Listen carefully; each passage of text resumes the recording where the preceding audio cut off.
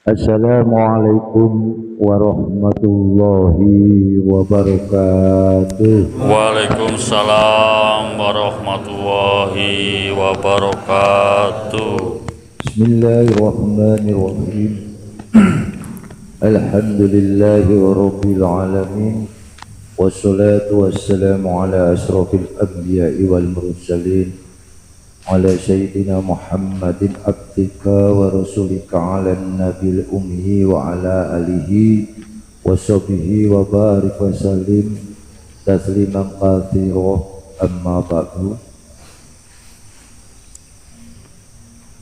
Bapak, Ibu, saudara-saudaraku serta jamaah jami'iyah yang sama hadir pada saat ini, yang mana dengan izin dan kehendak Allah Subhanahu wa taala kita semuanya selalu diberikan kesempatan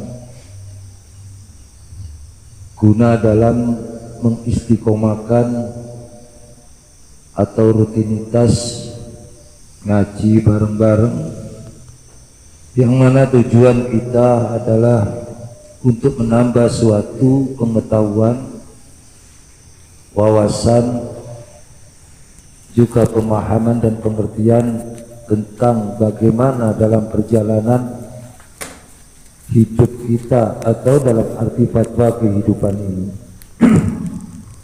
Tak terlepas semua kita yang kita terima daripada wujud nikmat Allah Subhanahu wa taala, sepatutlah dengan pertolongan hidayahnya kita bisa berkumpul pada kesempatan ini. Mudah-mudahan oleh Allah Subhanahu wa taala selalu dicatat menjadi amal yang hasanah fid dini wad dunya wal akhirah. Sepatutlah bagi kita semua para jamaah jami'iyah selalu menghaturkan rasa puji yang sangat agung pada Allah Subhanahu wa taala dengan kalimat alhamdulillah, yang mana atas berkat perjuangan Rasulullah Shallallahu Alaihi Wasallam, yang mana selalu memberikan contoh kepada semua manusia, yang khususnya kita sebagai umat Rasulullah, kita haturkan atas salawat dan salamnya. Mudah-mudahan yang menjadi harapan kita semua pada saat ini sampai kita kembali ke hadirat ilahi dalam pengadilan Allah Subhanahu wa taala, selalu mendapatkan naungan dan pertolongan, bantuan maunah dari Rasulullah atas syafaatnya kepada kita semua. Amin. Allahumma amin. Bapak Ibu rahimakumullah, kalau kita telusuri dan kita amati di dalam kinerja kehidupan ini, banyaknya suatu hal, persoalan dan masalah. Tapi semua itu bukan dalam berarti menutup suatu kemungkinan langkah kita untuk maju terus dalam arti kita berubudiyah kepada Allah Subhanahu wa taala secara lahir dan batin. Tapi memerlukan suatu hal, Bapak Ibu, yang mana di dalam kita muamalah ini harus memerlukan suatu tingkat yang sangat tinggi, yaitu yang dinamakan as-sabar. Bagaimana caranya kita ini menjadi hamba-hamba Allah yang sabar dalam menghadapi segala hal atau suatu keadaan. Tapi ini jarang sekali oleh manusia dipikirkan.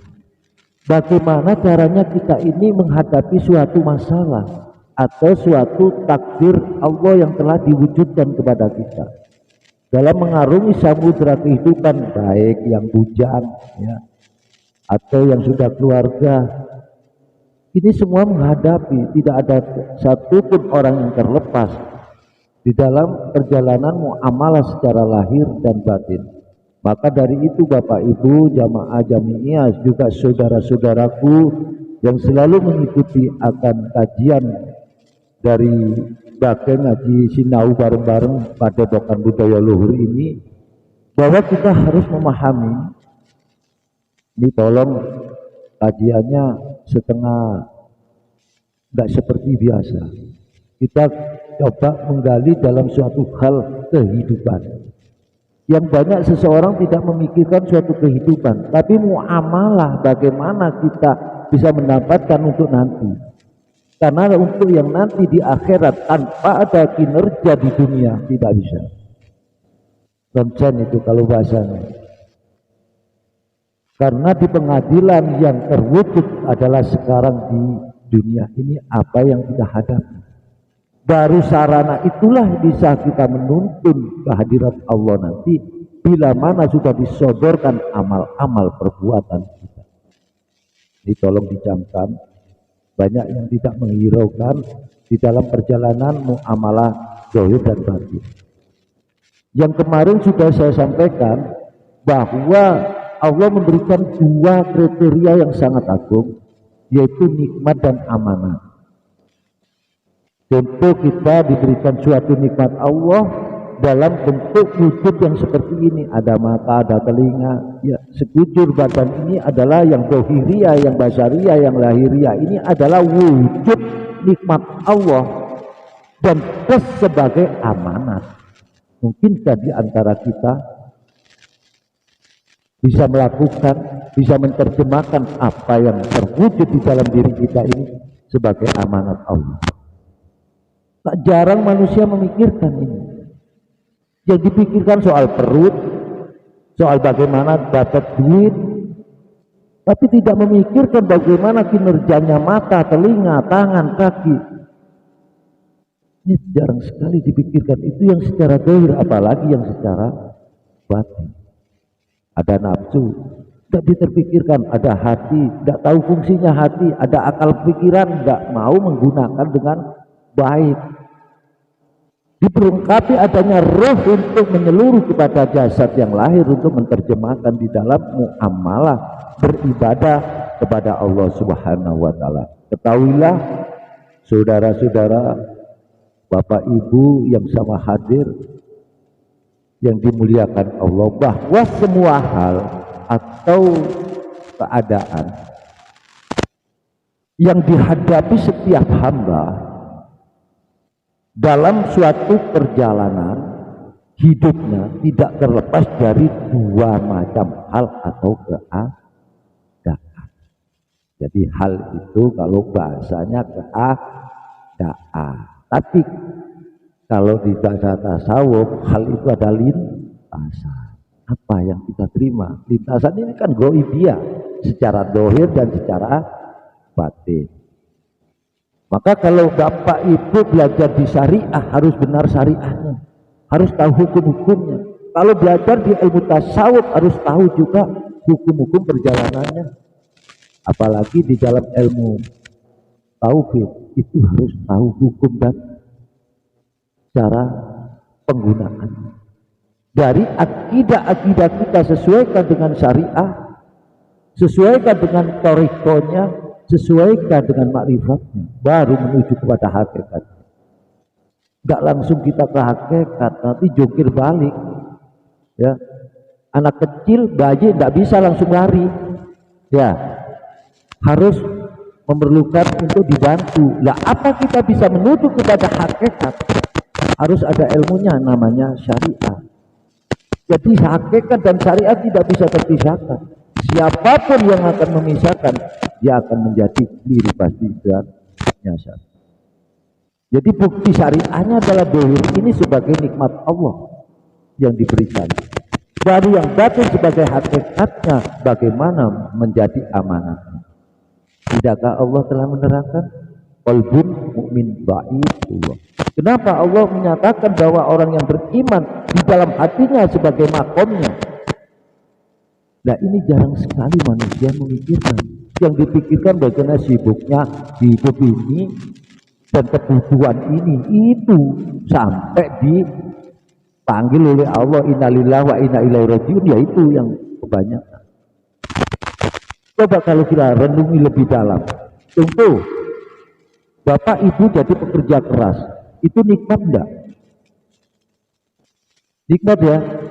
Terus kalau Bapak Ibu bisa mempergunakan, memperpraktekkan nikmat Allah yang digunakan tangan kaki, Akhirnya itu namanya muamalah ghairiyah yang dinamakan sifat ubudiyah yang dohir.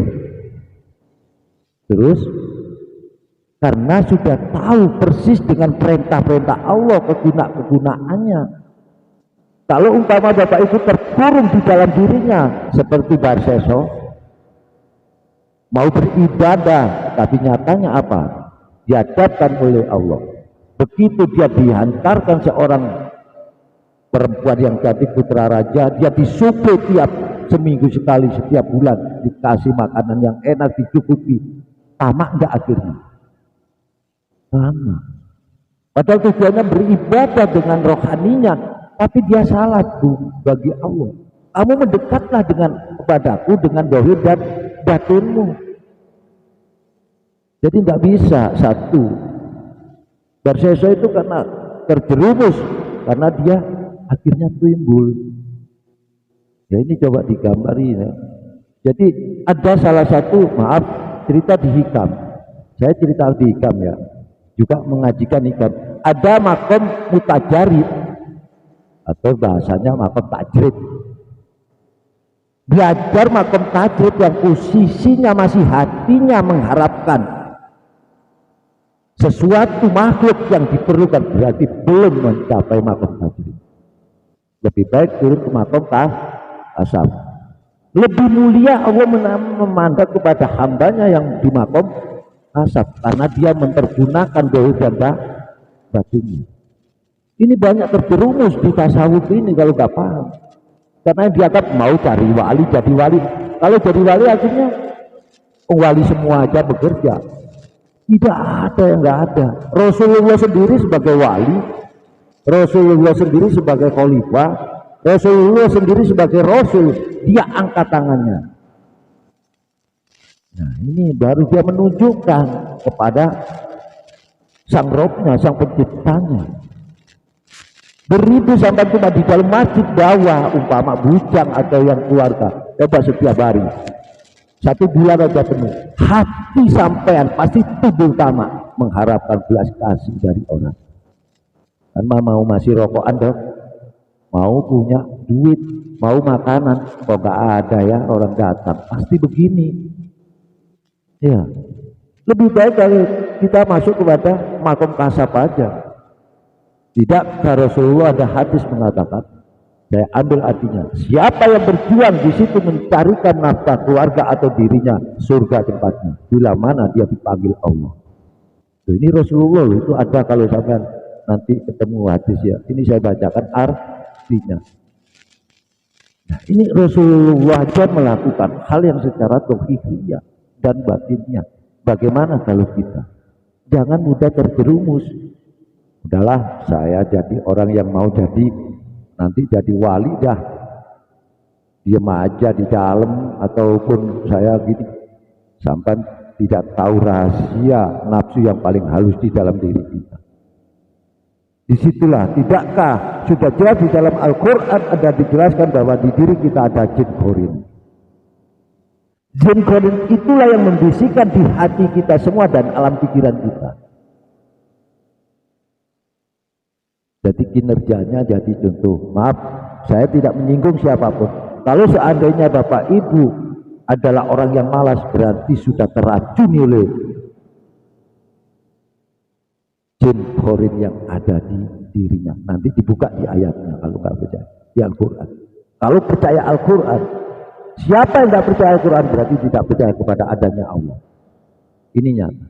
Makanya di situ bagaimana sikap kita sebagai hamba Allah dan plus sebagai umat Rasulullah. Ayo kita coba di dalam dua definisi adalah dua hal yang mana itu telah terterakan. Satu adalah ciri orang ada yang menghadapi suatu keadaan atau hal yang sejalan dengan hawa nafsunya. Tidak tahu dong. Kita coba aja di dalam masjid yang dicerita-cerita hikayat-hikayat di kitab itu, dia diserambi masjid itu. Akhirnya apa? Mau diperhatikan orang. Baik tujuannya ibadah kepada Allah. Tapi di situ pasti mengharapkan suatu. Coba kalau dia kuatkah setahun puasa terus? Ingin tahu saya orangnya. Dia kalau saya berjalan, saya percaya. Dia sekali masuk ke dalam ranah hakikat, dia masuk langsung berani. Dia jaga berjalani 1 hari, 1 tahun, dia minum cuma air tuh. 1 tahunnya lagi dia cuma makan makanan toh. Yang 1 tahun lagi tidak makan, tidak minum selama 1 tahun. Mungkinkah kita sebagai biasa ini mau menjadikan wali seperti itu? Saya ingin tahu orangnya. Bener. Jangan coba-coba. Lebih baik kita nikmati apa pemberian Allah. Sekujur badan ini adalah suatu pemberian Allah, wujud nikmat. Gunakan dengan baik, dengan cara yang halal, thayyiban, yang menjadi ridha Allah, plus yang di hatinya. Gunakan menjadi amanat beribadah kepada Allah. Baru sampean jadi wali itu. Ya, kalau zaman wali ya, yang sering saya contohkan wiritan. Kalau zaman punya keluarga kira bagaimana? Sedangkan yang keluarga masih diomelin sama istri sama anak, kebu tuanya. Apalagi ya kalau punya ladang banyak, perusahaan gede, bebas saja Pak Aryo, subhanallah, subhanallah, subhanallah ya. Tapi kalau macam kita sebagai seorang guru, mungkinkah melakukan seperti itu? Ini coba dipikirkan diri, hati-hati bahwa di diri kita ada jin korin yang sangat halus. Tidak usah setan iblis yang di luar, tidak usah dipikir lebih jauh. Kita di diri kita saja. Kenapa saya jadi orang yang pelemah? Kenapa menjadi seorang pemalas? Kenapa menjadi saya terkurung dengan nafsu saya? Seperti saya ibadah kepada Allah, Allah tidak ridho. Bener ini bocah, nanti dibaca di Al-Quran. Tidakkah memerlukan suatu kesabaran? Walaupun kita tua, contoh ya bapak ini tua. Umurnya berapa? Tolong Mas diambil, saya nanti biar yang lihat. Ayo diputar fotonya. Tolong saya nencok yang tua ini. Ya, tolong diambil. Diambil dekat ya. Bapak ini ya, ayo. Tolong diambil biar nanti kalau masuk saudara-saudaraku yang di luar sana biar paham. Ya, bapak ini diambil. Bapak ini usianya berapa, Pak? 70 ke atas ya. Setiap hari masih menyangkul di sawah. Punya anak enggak, Pak? Dia tidak mengharapkan kepada pemberian anaknya. Ini patut menjadi contoh enggak? Patut ya. Nah, ini kalau ingin mengikuti jalannya Rasulullah, ikuti Rasulullah. Rasulullah sampai meninggal dunia, dia kerja keras. Demi siapa? Dia perjuangkan untuk agamanya. Nah, kalau bapak istilahnya untuk keluarga, untuk bersosial ya Pak ya, untuk berinfak sedekah dengan keringatnya. Ini yang dimaksud Allah adalah kamu halal thayyiban, aku terima. Jadi jangan terbelenggu oleh kajian-kajian yang membuat mengakibatkan sampai yang putus harapan, dosa. Akhirnya waktu sholat, waktu puasa, waktu zakat, waktu kerja. Ini baru bisa perjalanan hidup ini merasakan kebahagiaan. Ini nyata Al-Quran loh ya. Makanya ada yang seseorang yang nggak tahu akhirnya terbelenggu oleh perjalanan dengan hawa nafsunya, tidak sadar, dikira baik saya beribadah hanya kepada Allah, tidak tahu itu bisikan nafsu yang sangat halus. Nah ini jatuh ya. Makanya hawa nafsu bahkan dibencinya ya. Yang kedua adalah ada yang sejalan dengan hawa nafsunya bahkan dibencinya, maka hamba melakukan suatu kesabaran. Itu apa? Ada contoh. Jadi kenapa yang satu mengikuti hawa nafsu, yang kedua adalah dia benci kepada tindakan hawa nafsu itu. Ya ini konteks ini harus dipelajari kalau ingin jadi manusia yang menjadi tugasnya adalah menjadi khalifah. Khalifah pada diri sendiri. Untuk makanya nikmat dan amanat tadi. Ibarat tangan, telinga, kuping, mata yang lain, ini adalah rakyat. Rajanya di mana? Hati. Ya. Terus hatinya diam. Bagaimana rakyatnya? Ikut diam enggak? Kalau Pak Presiden umpama menyuruh ini informasi ini harus dikerjakan, kira-kira dalam jajarannya menteri ini bekerja enggak? Nah, ini adalah gambaran harus kita pahami. Jadi di situ. Nah, kalau gitu hatinya diam, ya enggak ikut apa-apa ini, enggak ada fungsinya. Enggak ada fungsinya. Kalau dihitung-hitung nilai sholat, hanya satu hari berapa?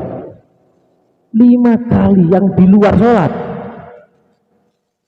Nah, kata Rasulullah bagaimana? Kalau kita yang makhluk sudah dilaksanakan, coba dilihat itu sholatnya bagaimana, bagus enggak, khusyuk enggak. Kalau itu enggak, kira-kira enggak dibuat itu yang lain, yang ghairu madha, kira-kira bagaimana? Hah? Ya, ini harus dipikirkan ya. Mumpung mendekati hari puasa, kita harus tanamkan kesabaran ini dan renungi diri kita agar kita benar-benar menuju kepada jalan-jalan ridho Allah. Buanglah dan telitilah di dalam diri kita sebenarnya ada jin korin. Saya tidak membahas, nanti saya terangkan jin korin di lain waktu. Tapi saat ini saya hanya memberikan informasi bahwa di diri manusia ada jin korin. Jin korin itu membisikkan kepada akal dan nafsu. Hati-hati. Ya, saya sudah mengalami, bahkan sudah mengalami, merasakan tamu datang. Ya, banyak yang datang, assalamualaikum Mbak. Di suatu saat muncul di hati, kok gak ada orang datang lagi yang ngasih rokok ya? Enggak. Bagaimana? Kuat enggak? Akhirnya. Makanya caranya kita mengikuti Rasulullah adalah benar. Kalau kita berpangku, walaupun kita taslim kepada Allah hati, yang belum kinerja kok taslim, gimana hasilnya? Jadi hati ini pasrah, ya muslim, taslim ini pasrah kepada ketentuan Allah. Bila mana kita sudah melakukan kinerjanya, lah nggak melakukan kinerjanya, nantinya akhirnya tamak. Yakin saya, ini bener ini. Kalau sampean Rasulullah, sahabat Abu Bakar, Umar, Utsman, Ali, adakah? Abu Hurairah, ya ada? Gak ada. Yang ditiru siapa? Mau menjadi wali? Ya. Sedangkan cerita Sunan Kalijogo aja sudah menjadi wali, masih bagaimana? Ini orang Jawa ya. Raden Said diangkat menjadi wali Jawa. Dia kinerjanya setelah bertapa sebegitu lama terus diam apa terus kinerja ya ini harus jadi wacana. Jangan tertipu bahasa-bahasa ngaji yang akhirnya sampean tidak jadi mensyukuri nikmat Allah. La in syakartum la azidannakum. Mana buktinya? Mana kamu mau mensyukuri nikmat diberi orang, alhamdulillah ucapannya, syukurin kata Allah. Salah. Itu kepada manusia. Kalau tidak Allah kerja, buktikan ini adalah tangan, kaki, ini adalah nikmat Allah yang untuk ada amanatnya. Nah, baru sampai menjadi manusia yang sempurna, akal pikirannya sempurna, hatinya sempurna, bisa membimbing, mendidik nafsunya, semua kinerja. Walaupun sampai ke ajal kita di nanti, jangan takut. Jangan berenak, nanti bagaimana saya nasib saya di hadapan Allah. Sudah, Allah Maha tahu siapa yang benar di dalam perjalanan hidupnya. Ya, kalau ya Allah, saya sudah melakukan dengan adanya ini yang saya membimbing kepada diri saya atas petunjukmu. Nah, akhirnya tangan digunakan untuk nyangkul, untuk jadi tukang batu atau tukang bengkel atau di kantor. Kan ini kinerja semua. Ya, Cobalah sama tidak percaya. Tidak ada. Kalau di waktu hikayatnya itu orang yang diserabi adalah orang yang ahli masjid. Salah. Contoh aja dari sahabat-sahabat hikayatnya banyak baca tarikhnya. Ya, sejarah-sejarah hadis itu sampai Rasulullah memberikan apa? Suatu apa? Tampak. Saya tidak memberi dinar dan emas kepadamu, tapi ini saya beri tampak, gunakan. Akhirnya dia menemukan jalan hidupnya enggak. Umpama itu dikasih tiap minggu sama Rasulullah atau setiap bulan dikasih dengan emas dan perak atau dinar, bagaimana orang itu mau melaksanakan? Akhirnya begini terus ya. Ini di batinnya loh, yang tahu diri sendiri dengan Allah. Ini hati-hati, ini halus loh ya. Makanya saya mengajarkan, mendidik ini. Saya tidak mau kalau jadi wali abdol. Satu, kalau wali master yang tersembunyi, lakukan dengan baik. Jangan mencari kemasyhuran atau apapun. Lakukan hanya mutlak kepada Allah, ibadah sesuai apa.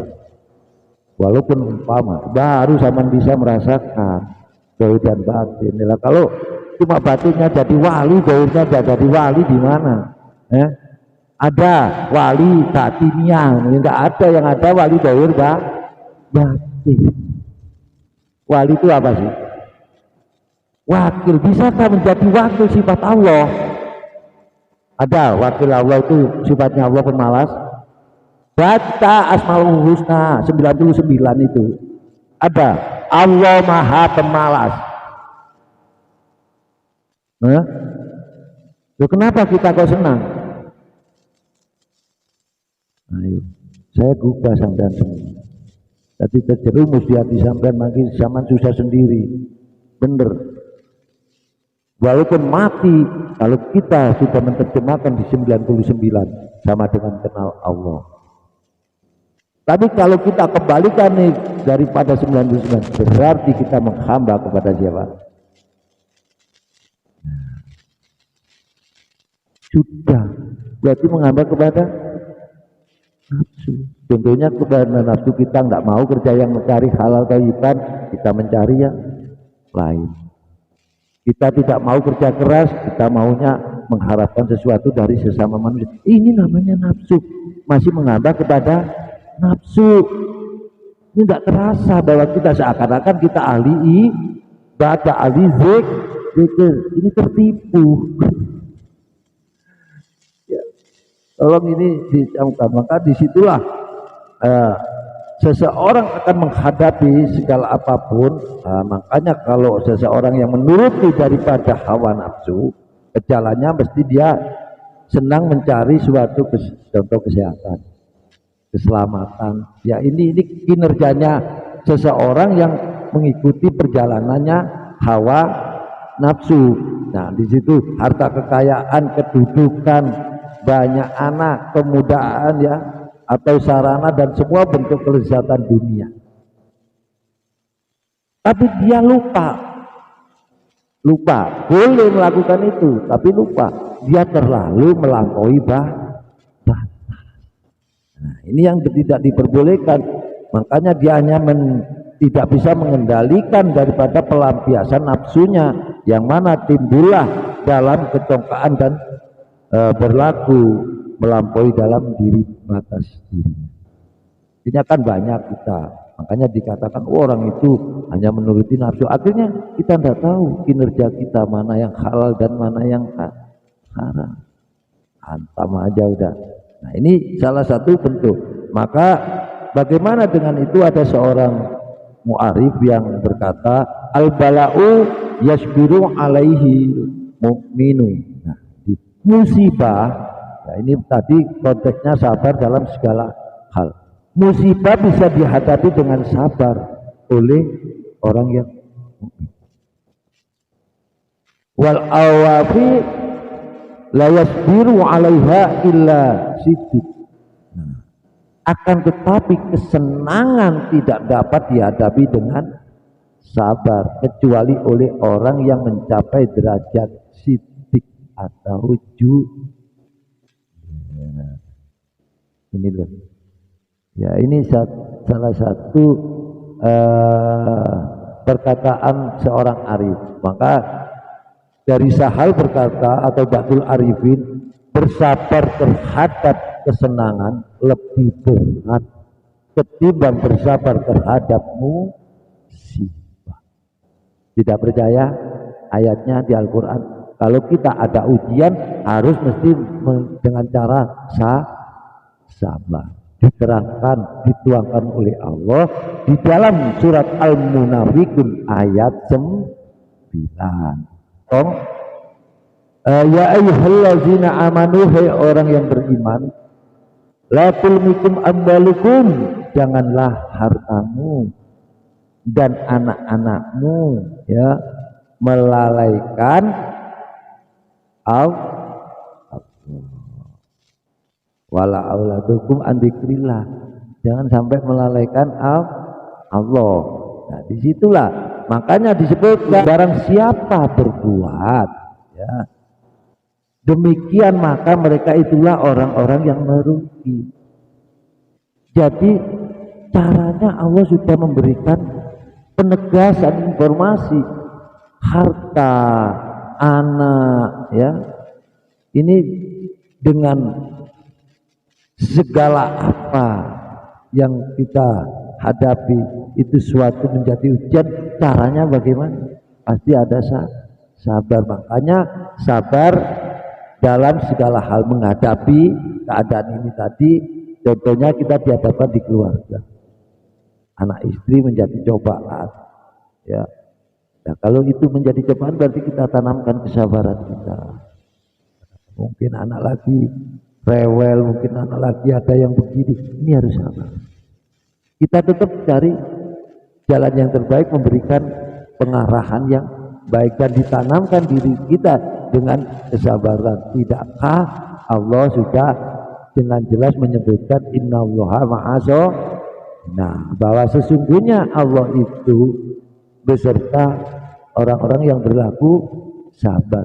Jadi dalam kesabaran ini Bapak Ibu, ayolah kita tanamkan lebih dalam di dalam diri kita, di dalam jiwa kita, di dalam hati kita, agar kita benar-benar menghadapi suatu ujian, suatu permasalahan dalam hal situasi dan kondisi apapun, kita tetap teguh dan kokoh, nggak lemah. Bahasanya nggak lemah dalam pola diri kita. Nanti ada sedikit problem, wah kita males. Nah, jadi nggak ada rasa yang sangat kuat. Jadi jiwanya lemah, ya turun imannya juga lemah. Disitulah. Jadi saya ulang kembali, berhati-hati dengan bisikan jin khorin yang ada di diri kita. Itulah karena di diri kita ada nafsu yang paling halus, itu ditempati oleh jin dan kemudian itu di alam pikiran dan nafsu yang akhirnya membuat kita menjadi hamba Allah yang pemalas. Sifat Allah di dalam Asmaul Husna tidak ada bahwa Allah adalah pemalas. Ayo kita kembali, sebenarnya apa yang diberikan oleh Allah, nikmat ini dan amanat ini diperjuangkan sampai kita kembali kepada hadirat Allah dengan bimbingan sunatullah serta mengikuti akan risalah Rasulullah. Disitulah Bapak Ibu, maka ditegaskan oleh Allah di surat An-Nahl ayat 90, innallaha ya'muru bil adli wal ihsani wa ita'i. Sesungguhnya Allah menyuruh kepada kalian semua berlaku adil dan berbuat kebajikan. Tanamkanlah di dalam diri kita yang tadi adalah adil, yaitu kejujuran kepada Allah, kepada sesama manusia, dengan rasa kita bersabar itu kairat berlomba-lomba dalam suatu kebaikan. Ini mau bulan Ramadan, ayo kita benahi diri kita, memupuk kesadaran diri kita, tetap kita berjuang dengan secara baik dan batin, dengan cara yang baik mengikuti akan seruan Allah dan Rasulullah. Insya Allah Bapak Ibu kalau mengikuti dengan dua Al-Quran dan Sunnah Rasul, yakin kita tinggal bagaimana bisa menerima dan menerjemahkan dari Al-Quran itu dan As-Sunnah Rasulullah. bahwa kita benar-benar akan mendapatkan dalam ridho Allah dan akan mendapatkan naungan nanti oleh syafaat Rasulullah Sallallahu Alaihi Wasallam. Amin Allahumma amin. Bapak Ibu, demikian yang sekiranya saat pertemuan ini mudah-mudahan kajian malam ini benar-benar diambil, ditafakuri, direnungi, jadikanlah, jangan menjadi seorang pemalas. Saya ulangi, karena Allah adalah tidak ada sifatnya pemalas. Mudah-mudahan kita dibentuk oleh Allah, dituntun oleh Allah ke jalan menjadi orang yang benar-benar selalu mengabdikan diri dengan lahir dan batin dalam tuntunan Allah Subhanahu wa Ta'ala. Demikian Bapak Ibu, ada kurang lebihnya bagian mohon maaf yang sebesar-besarnya. Mudah-mudahan selalu kita diberikan jalan yang terbaik oleh Allah. Akhirul kalam, ihdinas siratal mustaqim, wabillahi taufiq wal hidayah. Wassalamualaikum warahmatullahi wabarakatuh.